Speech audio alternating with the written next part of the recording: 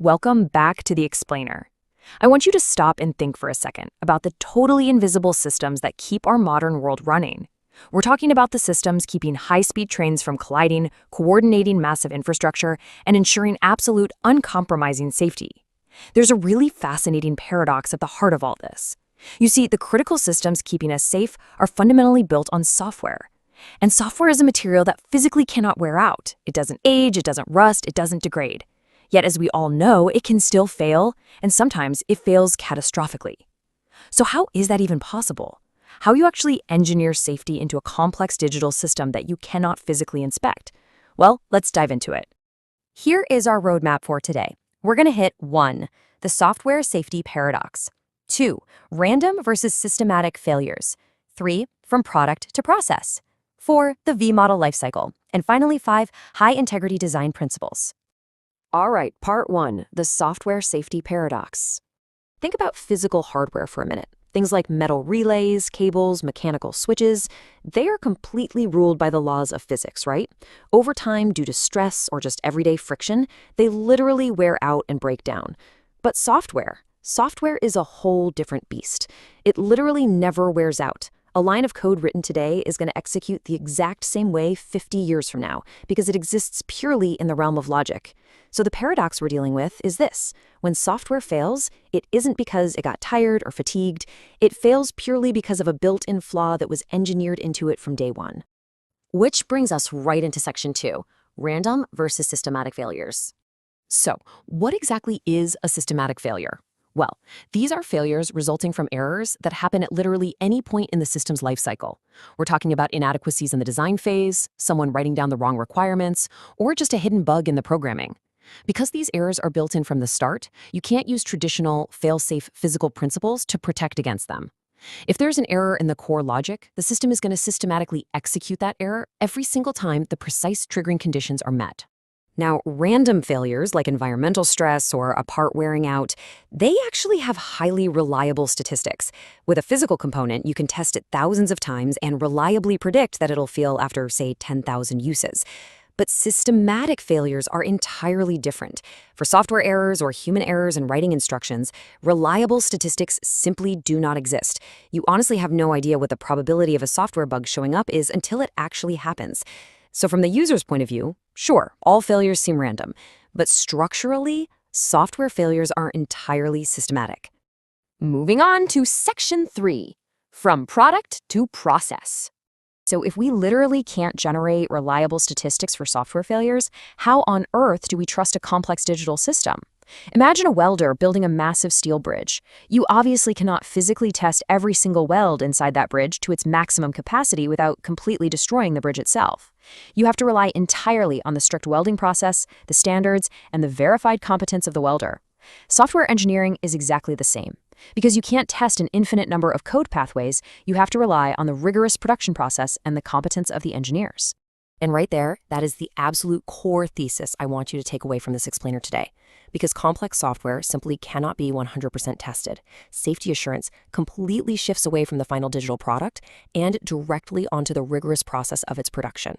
Instead of just looking at the final code, the entire industry relies on strict, auditable compliance to a heavy process of creation. The idea is, if the process is flawless, the invisible product can be trusted. To actually measure and enforce this process, the industry uses a concept called the Software Safety Integrity Level, or SIL. Now remember, there is absolutely no way to measure the actual probability of an unsafe software failure.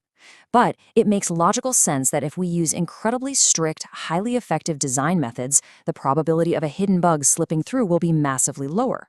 So the SIL system assigns a classification number, starting at SIL 0 for basic integrity, all the way up to SIL 4 for very high integrity.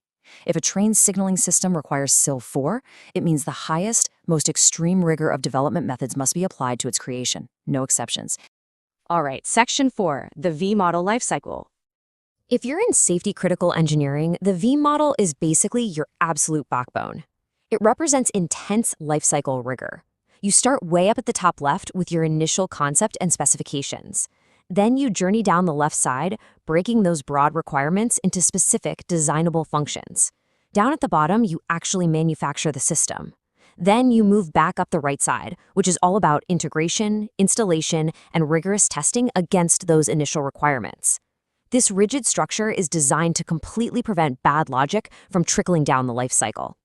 And a huge part of this life cycle is V&V, verification and validation.